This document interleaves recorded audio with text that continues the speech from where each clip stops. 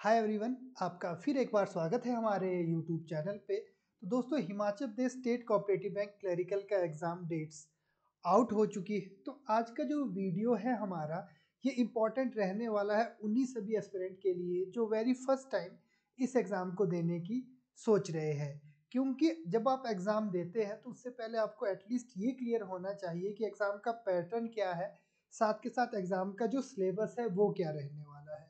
तो आज के वीडियो में हम यही डिस्कस करेंगे डिटेल में कि आपका सिलेबस क्या रहने वाला है, किस पार्ट से आपके कितने क्वेश्चन पूछे जाते हैं और किस पार्ट की वेटेज कितनी रहती है। क्योंकि इससे पहले ये जो एग्ज़ाम हुआ वो 2021 में हुआ था और 2021 में जो ये एग्ज़ाम लिया था ये IBPS ने ही लिया था, जो ऑल ओवर सारे बैंकिंग प्लस इंश्योरेंस के एग्ज़ाम करवाता है। तो ये जो पैटर्न है ये अकॉर्डिंग टू IBPS ही रहेगा। जैसे आप IBPS PO की बात करो या IBPS RRB की बात करो, ये पैटर्न उसके हिसाब से ही रहेगा। लेकिन लेवल का जो थोड़ा बहुत फ़र्क हम 19-20 का है वो हम यहाँ पे देख सकते हैं। तो चलिए सबसे पहले हम बात करते हैं। तो देखिए, आपका जो सिलेक्शन प्रोसेस है वो आपका क्या रहने वाला है इस पेपर के अंदर में। तो देखिए, आपके इसमें बेसिकली आपके तीन फेज नहीं, यानी कि 2 फेज रहेंगे।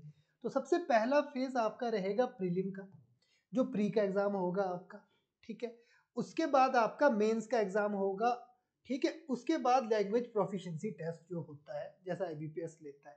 तो ये मैं अभी बात कर रहा हूँ जब ये वीडियो बना रहा हूँ तब, क्योंकि अभी ऑफिशियल जो नोटिफिकेशन है ये उससे क्लियर होगा कि इन्होंने बैंक प्रीलिम लेता है या नहीं लेता है। क्योंकि लास्ट ईयर जो हमारा असिस्टेंट मैनेजर का एग्जाम हुआ था कोऑपरेटिव बैंक का, हालांकि वो IBPS ने ही लिया था, लेकिन उन्होंने इसमें मेंस डायरेक्टली ले लिया था, प्रीलिम नहीं ले लिया था। तो ये बात अभी की जा रही है लास्ट ईयर पैटर्न के अकॉर्डिंगली, और ये 99% चांसेस है कि जो इस बार हो वो प्रोसेस सेम ही हो। अगर फर्दर कोई चेंज इसमें हो जाते हैं तो आपको ज़रूर बता दिया जाएगा। तो अभी के लिए मैं आपको एक आइडिया इसमें दे रहा हूँ। और ये जो आपका एग्ज़ाम है ये CBT होगा, यानी कि कंप्यूटर बेस्ड टेस्ट होगा, जो कि आपका दोनों लैंग्वेज में होगा, हिंदी और इंग्लिश। सिर्फ इंग्लिश भाषा को छोड़ के, इंग्लिश पार्ट को छोड़ के, इंग्लिश सेक्शन को छोड़ के, ठीक है। और MCQs इसमें रहेंगे आपके टोटल जो रहेंगे। और नंबर ऑफ क्वेश्चंस की बात करें तो इसमें प्रीलिम में टोटल 100 क्वेश्चंस आपके पूछे जाने हैं और मेंस में इसके 190 क्वेश्चन पूछे जाने हैं। और मैक्सिमम मार्क्स की अगर हम बात करें तो प्रीलिम इसमें आपका टोटल 100 मार्क्स का रहेगा और जो मेंस है वो आपका 200 मार्क्स का जो है वो यहाँ पे आपका रहेगा। और आप जो आपकी स्कीम रहेगी वो करेक्ट आंसर +1 का रहेगा और 1/4 रहेगा आपका नेगेटिव मार्क्स, यानी कि 4 क्वेश्चन का आपका 1 नंबर कटेगा। तो नेगेटिव मार्किंग भी जो इसमें रहती है, ठीक है। टेस्ट अगर बात करें कितने टाइम का होगा पेपर आपका, तो जो प्रीलिम का पेपर है वो आपका टोटल 60 मिनट यानी कि 1 घंटे का रहेगा। और बात करें मेंस के तो आपका ये 2 घंटे 40 मिनट का रहेगा। तो ये प्रॉपर आपको इसमें बता दिया गया है कि किस तरीके से आपका जो प्रोसेस है वो रहने वाला है। तो साथ ही साथ हम अगर आगे बात करें, अब सबसे पहले बात करें जिस तरीके से मैंने आप लोगों के सामने बात रखी कि जो आपका एग्जाम है वो 2 फेज में होना है, पहला प्रीलिम होना है और उसके बाद मेंस होना है। तो प्रीलिम में मैंने कहा कि आपके 100 मार्क्स रहेंगे, तो 100 मार्क्स में भी आपके 3 जो सब्जेक्ट्स है वो पूछे जाएंगे। तो जिसमें आपका पहला रहेगा रीजनिंग एबिलिटी, यहाँ से आपके 35 क्वेश्चंस रहते हैं, one one question each 1 marks, मतलब एक एक नंबर का एक एक क्वेश्चन आपका रहेगा। अब क्वांटिटेटिव एप्टीट्यूड की बात करें, जो हमारा मैथ्स वाली सेक्शन रहती है, ये आपके 35 रहेगा टोटल आपके इसके। दूसरी ओर बात करें हम इंग्लिश की, तो इंग्लिश में आपका क्या रहेगा, 30 क्वेश्चन रहेंगे, ये 30 मार्क्स के रहेंगे। तो ऑल ओवर जो आपके इसमें मार्क्स बनते हैं वो बनते हैं आपके कितने, 100 मार्क्स। ये प्रीलिम का पैटर्न है एग्जाम। अब आते हैं हम इस पे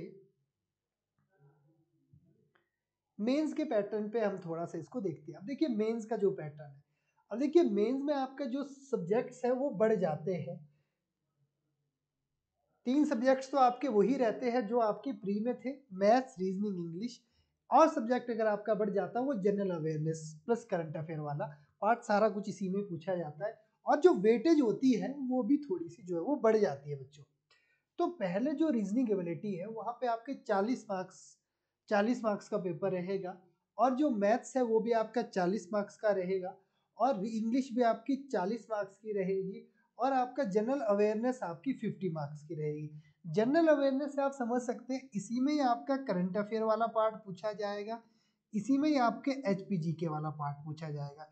HPGK एक्सपेक्ट कर सकते हैं इसमें आपका लगभग 3 से 5, ज़्यादा से ज़्यादा 7 से 10 क्वेश्चन, बहुत ज़्यादा अगर हम मान करके चले तो पूछे जाएंगे।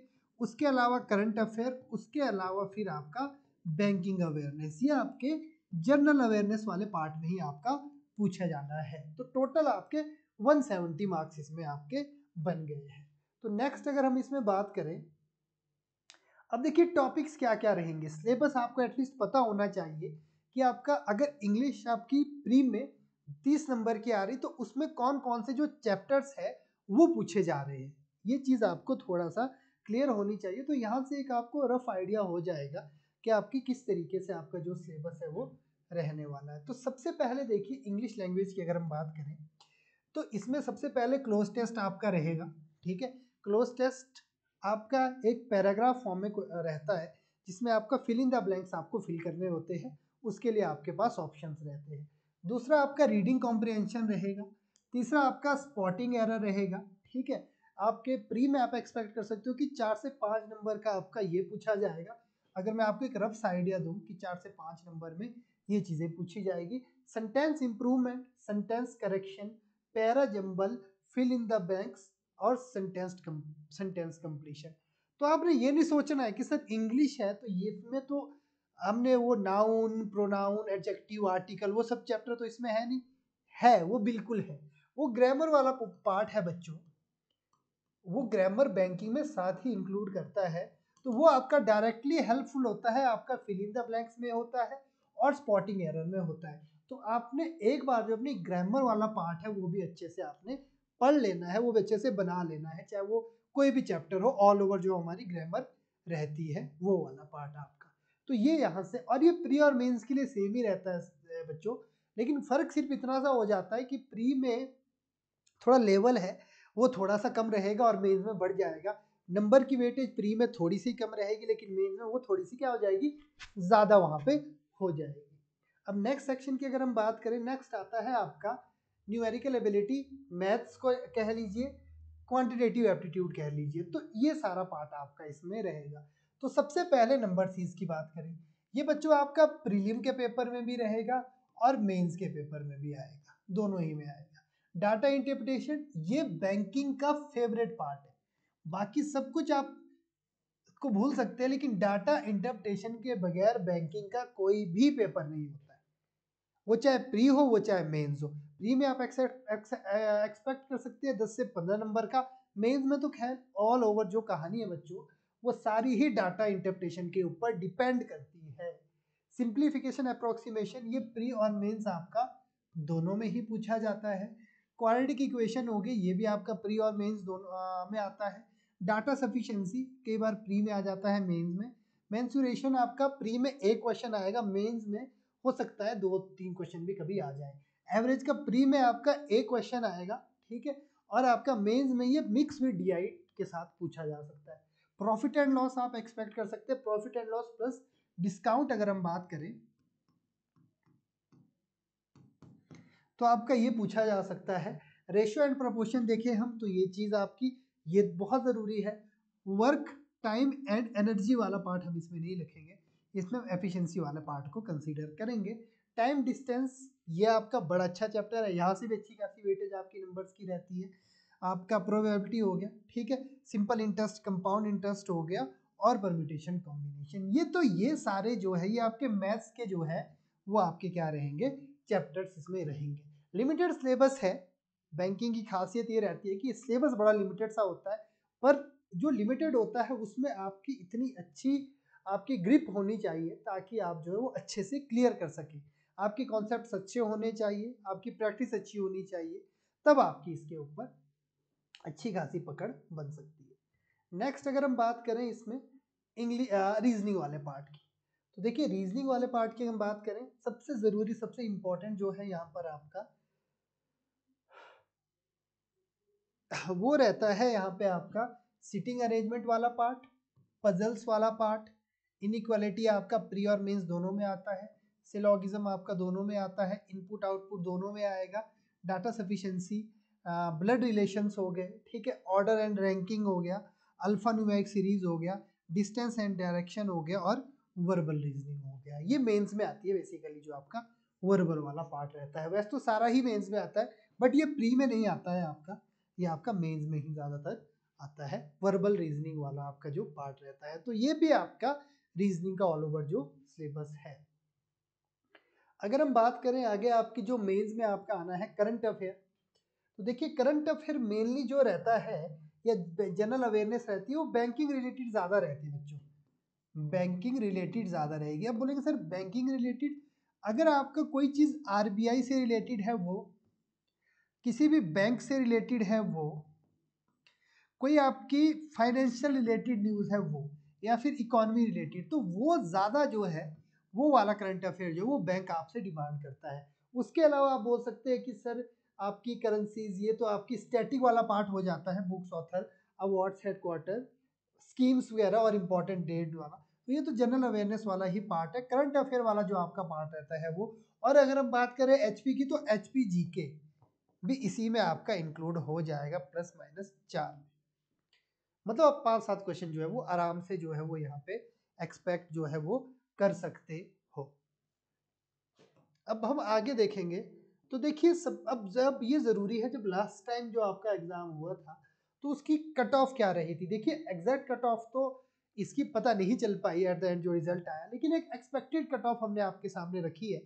तो आप मान करके चलिए राउंड ऑफ में 5-7 नंबर ऊपर नीचे आप मान करके चल सकते हैं, क्योंकि अगर आप अपना पेपर क्लियर करने का एम बनाते हैं तो जाहिर सी बात है जो कट ऑफ होती है उससे 5-10 नंबर ऊपर ही सोच करके हमको चलना पड़ता है, तभी हम कट ऑफ क्लियर कर पाते हैं। तो उसी हिसाब से ये बनाई गई है। पर अगर हम बात करें इसमें प्री की, तो प्री देखिए रीजनिंग सेक्शन की 8 से 11 हो सकती है, और आपकी क्वांटिटेटिव की 6 से 9, पर ये मैं कहूँगा ये 6 से 9 नहीं, ये काफ़ी 6 से 9 तो पेपर के लेवल को देख करके लग नहीं रहा था रही होगी। तो आप मान करके चलिए ये आपकी कट ऑफ है, तो 60 to 70 ना हम मान कर चले, हम मोटा मोटा इसको 70 to 80 प्लस मान करके चल सकते हैं। इतनी कट ऑफ आपकी रही थी, क्योंकि पेपर जो है वो डुएबल था और वो इजी था, नॉट इवन अ मॉडरेट, वो इजी पेपर था 2021 का। तो इजी पेपर में आप ये समझ सकते हैं कि अगर आप आरबीआई असिस्टेंट का कोई कभी आपने एग्जाम दिया हो, तो वो जो पेपर रहता है वो अकॉर्डिंगली कोऑपरेटिव बैंक के बिल्कुल साथ साथ में रहता है। तो जिस जो कट ऑफ उस पेपर की रहती है वही लगभग इसके साथ में भी रहती है, बट वहाँ ये हो जाता है कि वैकेंसीज हमारी कम हो जाती है तो वो ज़्यादा ही हाई चले जाती है। पर पेपर के लेवल की, जो पेपर में क्वेश्चंस पूछे जाने हैं वो आपके वो इसके अकॉर्डिंग में रहते हैं। अब नेक्स्ट अगर हम बात करें मेंस की, तो मेंस भी एक्सपेक्टेड कट ऑफ आप ये बोल सकते हैं कि 97 से 105 के बीच में रही होगी। तो आपने मान करके चलना है कि 105 से 110 कट ऑफ है, तो आपको इतने तो मार्क्स जो है वो स्कोर करने ही करने होंगे, तब कहीं जा कर के आप अपना जो है वो क्लियर जो चीज़ें हैं वो कर सकते हैं, अपना जो सिलेक्शन है वो मान करके चल सकते हैं। ठीक है, तो दोस्तों मैं उम्मीद करता हूँ कि अगर आप पहली बार तैयारी कर रहे हैं, आपने पहली बार एम किया है इसको, तो आपके पास लगभग अभी 2 से 3 महीने हैं बच्चों, जितना मान करके हम चले, तो आप आराम से अगर डेडिकेटेडली भी अगर तैयारी करते हैं तो आपका आराम से जो है वो क्लियर आपका एग्ज़ाम हो जाएगा। और अगर तो आप इन टच है तब तो आपको बहुत बहुत ही खुशी की है, तो आपने प्रैक्टिस कीजिए, आप मॉक टेस्ट लगाइए, आपकी पूरी हेल्प उसमें हो जाएगी।